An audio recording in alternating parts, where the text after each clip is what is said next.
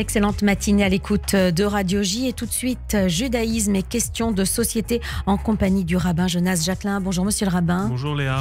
Vous êtes rabbin de judaïsme en mouvement. Alors peut-être avant d'entamer notre thème qui est la préparation de Pessah, peut-être un mot sur ce Shabbat particulier. Nous allons revenir sur les otages et vous avez coutume de dire chaque semaine quelques mots. Là, ce sont les 6 mois. 6 mois de détention. 6 mois de détention, c'est très particulier parce que vous savez, 7 octobre, c'était la fin des fêtes de Tishri, le moment de Simrat Torah. On avait toute une séquence religieuse très intense à ce moment-là qui s'achevait, on l'espérait avec la joie de la Torah, mais en réalité avec un ciel qui s'est assombri pour nous, en apprenant les événements du 7 octobre, en apprenant les massacres dans le sud d'Israël et en apprenant cette prise d'otages qui voit des sœurs, des frères, le peuple d'Israël qui sont encore prisonniers à Gaza. Là, on ouvre 6 mois après, je dirais, d'un point de vue religieux, une autre séquence qui est très forte, 6 mois d'intervalle avec la fête de Pessah, qui est la fête de la liberté, et une fête au cours de laquelle on se dit que chacun d'entre nous, quelle que soit l'époque, quel que soit le lieu, quel que soit le milieu qui est le sien, doit se considérer comme s'il était lui-même sorti d'Égypte. Et nous, on doit se dire à l'occasion de cette fête qu'une part de nous est prisonnière à Gaza. On ne peut pas avoir la joie, on ne peut pas avoir l'allégresse, on ne peut pas avoir le plaisir de la fête au sens plein du terme, tant qu'un seul otage reste prisonnier là-bas. Dans la Haggadah, on va dire, on aura le temps d'en reparler dans quelques semaines, cette année esclave, l'an prochain homme libre, en évoquant notre condition et en évoquant le fait qu'on a toujours envie de se voir amélioré dans notre mode de vie. Il va y avoir quelque chose de très dur cette année. Est-ce qu'on peut dire vraiment cette année esclave quand on a la chance d'avoir, si j'ose le dire ainsi, les pieds sous la table du Seder de manière très confortable à Paris ou à New York ou ailleurs, quand on a des Juifs qui sont véritablement retenus en captivité. Et évidemment, ça va nous demander à penser la chose et à faire en sorte que tout au long de cette préparation de Pessah, sur laquelle on va revenir, bien sûr, on ait conscience du fait que ce Pessah 5784, c'est un Pessah très, très particulier et qui n'a absolument rien d'anodin, qui en rien ne peut être comparé à celui qu'on a pu vivre l'année dernière ou l'année d'avant, même si évidemment il y avait toujours des moments difficiles, évidemment il y avait toujours des situations peut-être pénibles, mais qui n'avaient rien à voir dans notre histoire récente, en tout cas, avec ce qui est vécu depuis 6 mois en Israël. En tout cas, le fait qu'il y ait des otages, ces 134 otages depuis 6 mois, nous oblige, mais de façon tout à fait naturelle, à compter chaque jour. Chaque jour de guerre, d'ailleurs, cela ouvre tous nos journaux. Sur Radio J, on compte le nombre de jours pendant lesquels ces personnes, ces 134 Israéliens, sont en otage sous la violence de leurs ravisseurs. C'est une habitude, c'est au fondement aussi du judaïsme de compter les jours et de les nommer par leur numéro, parce que la paracha de cette semaine commence par et ce fut le 8e jour. Exactement.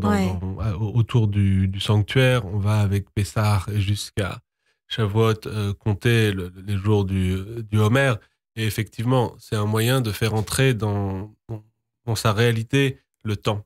Qu'est-ce qu'il y a de plus abstrait que le temps, d'une certaine manière? On pourrait dire le temps qui file, les jours qui passent, de manière très différente pour le Créateur, pour nous, selon qu'on soit dans des moments heureux. Quand on est heureux, les jours défilent, on les voit pas passer. Quand on est plus mélancolique, des jours peuvent passer comme des semaines ou des années. Quand on compte, en général, on est grave. Le fait de un compter, poids. c'est le fait de faire entrer de la réalité dans ce passage du temps et de dire on est construit par le temps et le temps d'attente. C'est aussi un temps qui nous construit et qui fait entrer le poids, le kavod, la gravité de la situation.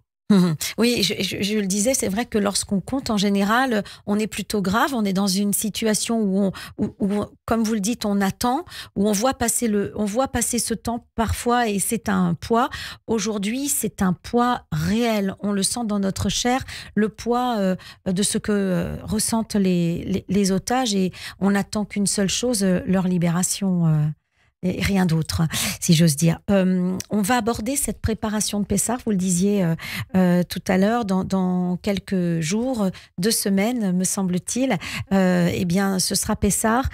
Comment est-ce qu'on se prépare à cette fête? Il y a la symbolique du Hametz. Alors déjà, oui, se préparer à la fête, on a commencé à le faire depuis un petit moment, c'est dans quelques jours, Rosh Chodesh, et c'est dans le Talmud, dans le traité Psachim, on nous dit chacun doit commencer à se rappeler des règles, à préparer la fête de Pessah 30 jours avant qu'elle ne commence. C'est-à-dire, juste après Purim, on doit commencer à se préparer à Pessah, et c'est quelque chose qui vaut pour nous tous, les plus érudits comme les plus ignorants. On a l'obligation de se rappeler des règles de la fête, et nul ne doit se considérer, je dirais, au-dessus de cette obligation.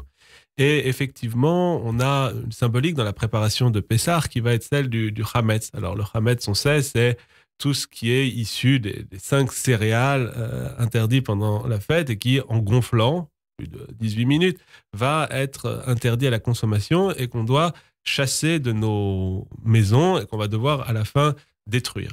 Alors, on pourrait parler du Hametz d'un point de vue technique de manière très, très savante, et d'autres le feront certainement beaucoup mieux que moi. Ce sur quoi j'aimerais m'arrêter un instant, c'est sur le fait qu'évidemment, on a la symbolique du Hametz. On a un Hametz, je dirais, de chair, un Hametz de pâte, celui qu'on n'a pas le droit de manger, mais il y a aussi le Hametz qui est le symbole de tout ce qui va gonfler et qui va être un symbole plus spirituel, qui va être un symbole plus imagé, et le fait de se dire, il y a aussi un Hametz intérieur. Il y a aussi tout ce qui, en nous, peut avoir tendance à germer, fermenter, gonfler et occuper une place plus que nécessaire. Et je disais tout à l'heure, on a 6 mois entre le mois de Tishri et le mois de Nissan.